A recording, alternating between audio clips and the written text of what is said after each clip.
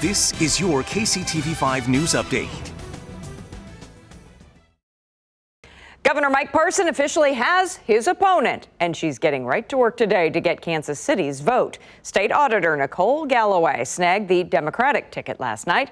Parson came out on top as the Republican pick. We know this morning Galloway launched her statewide election tour in Kansas City. Parson was in St. Louis for an event for women professionals. Meanwhile, Galloway is challenging Parson to 3 debates, 4 if you include a planned virtual candidate forum already on the books for September.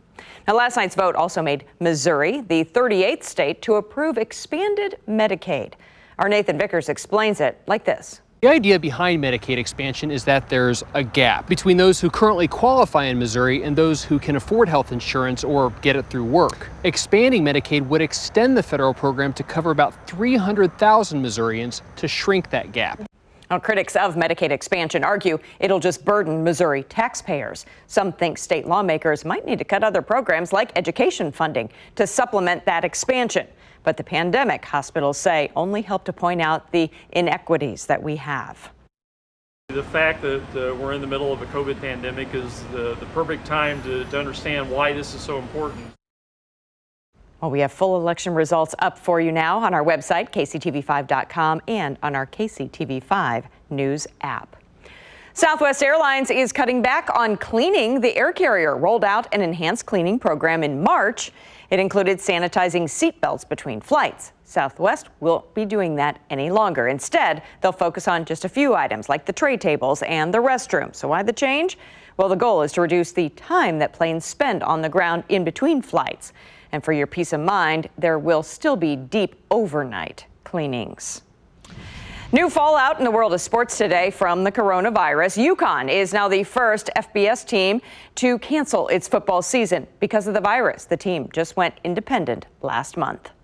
Well, you get one more of these, an absolutely gorgeous evening that will cool off nicely. Humidity levels, it's a little higher than the past couple of days, but I think you'll like the pleasant evening. 75 at 7, 70 at 9, then we're in the upper 60s to follow that. By morning, 62, not a bad way to start the day. 78 degrees at noon, then it starts to warm up. Your daytime high, it's 83. That's still a handful of degrees below where normal daytime highs would be at this time of the year. You can see here that low to mid 80s will pretty much rule every place, but a couple of spots like Lawrence could hit 90 on the feels like factor. KCMO 89 and Raytown, yeah, flirting with a 90-degree heat index value in the middle of the afternoon. Northern zone's a little cool, especially around Bethany at 80 degrees. Central zones, Kansas City, Olathe, Lee Summit, all of the metro area hitting 83 as a high.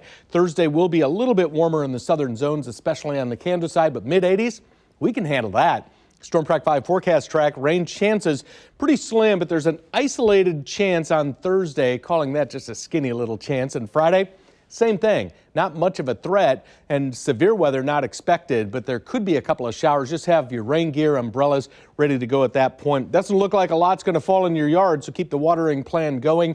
Only about 5/100ths of an inch projected for the Kansas City area. Security Bank 7-day, 79 today, 83 Thursday. And the heat's back on again, especially by the weekend when Sunday's high works into the low 90s. Heat index values then upper 90s to near 100 degrees. Enjoy the next 7 days.